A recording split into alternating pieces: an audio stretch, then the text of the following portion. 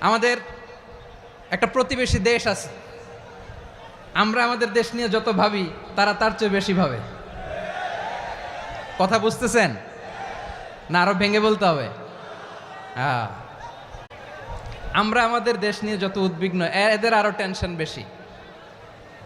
বলেন, আমাদের দেশে শান্তি আছে না নাই? আমরা হিন্দু মুসলিমে কখনো দাঙ্গা লাগে? আসতে বলেন, কেন লাগে?